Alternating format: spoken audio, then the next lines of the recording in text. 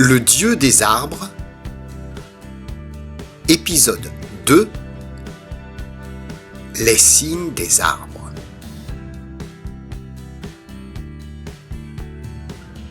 Voilà une nouvelle journée, et je décide de retrouver l'ermite chaman pour lui poser une question, et avancer dans ma nouvelle aventure. Je ne dois pas oublier ce qu'il m'a demandé.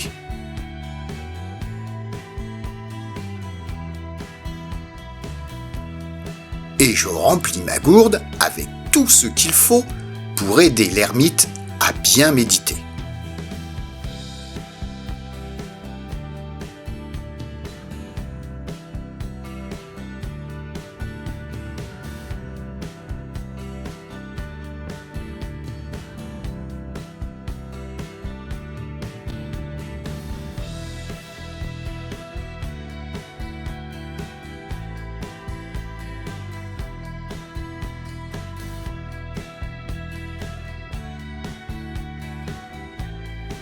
Cela me semble suffisant.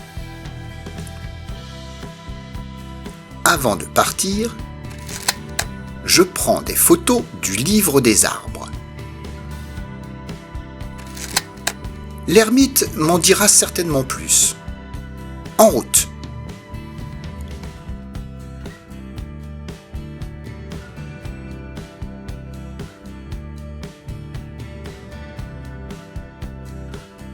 Arrivé à la cabane de l'ermite, personne. Je l'appelle, rien. Il doit sûrement méditer. Et, tiens, un papier sur la cabane.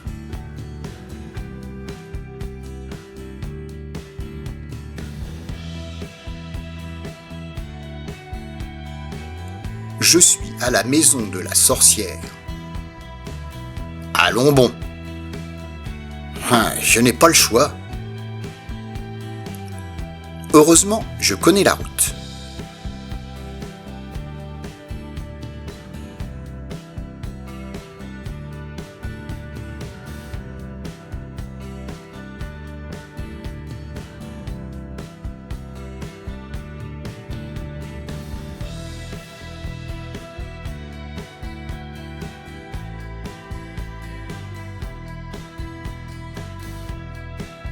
Voici la maison en ruine. Ah, j'espère que l'ermite est là. Ne pas oublier la gourde.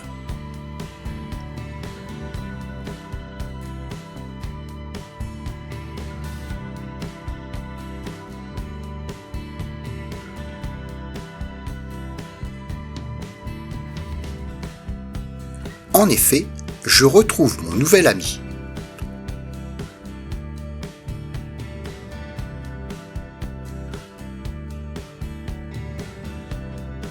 Il semble fatigué par la route. Hein? Quoi? Qui es-tu?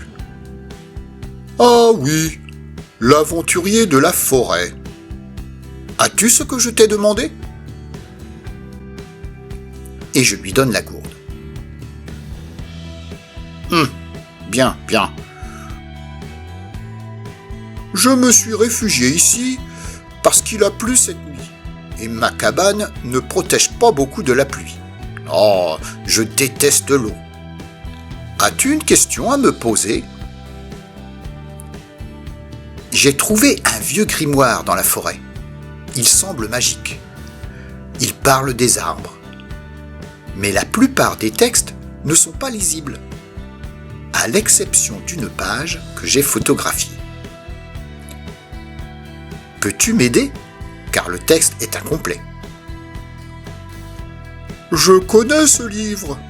C'est moi qui l'ai écrit. Et j'y ai même ajouté des jolis dessins.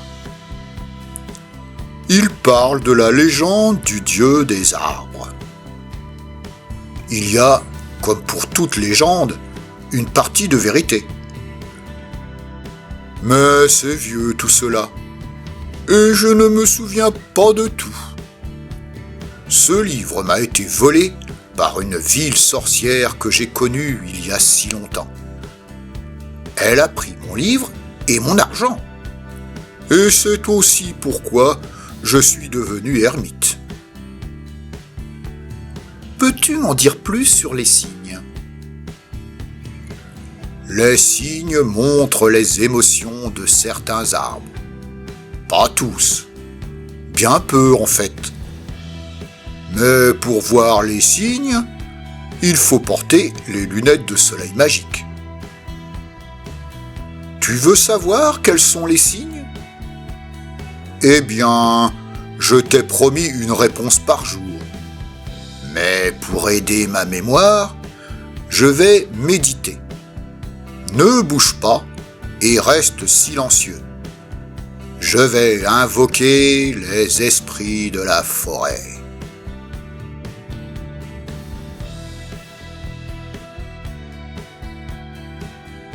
Et l'ermite boit d'un seul trait toute la gourde. Puis, il semble s'endormir. Et il prononce d'étranges incantations, sans doute magiques. Les autres. Et soudain, son esprit s'ouvre. Il trace sur un papier des signes mystérieux.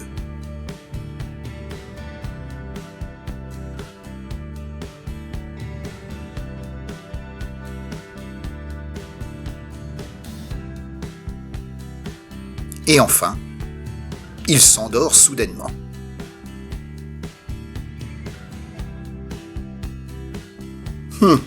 Je n'ai plus rien à faire ici.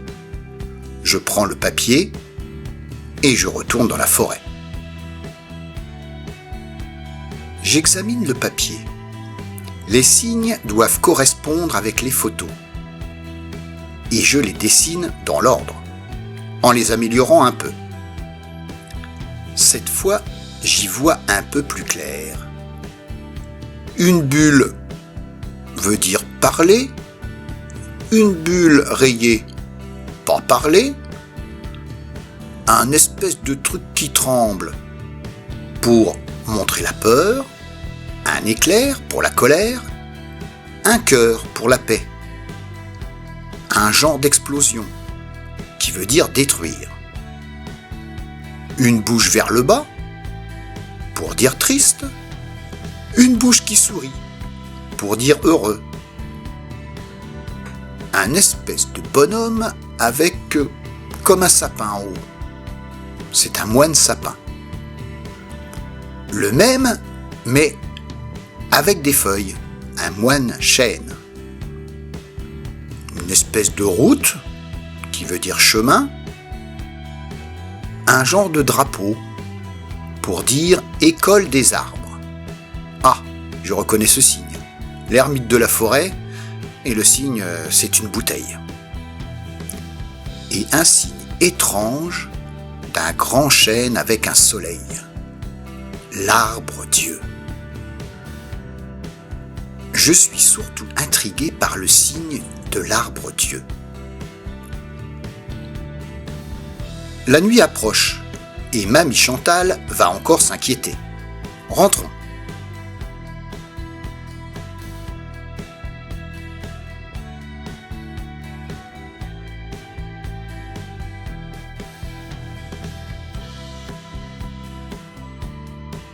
Et c'est la fin de l'histoire. Mais pas de l'aventure. Tu peux imaginer la suite. En attendant le prochain épisode.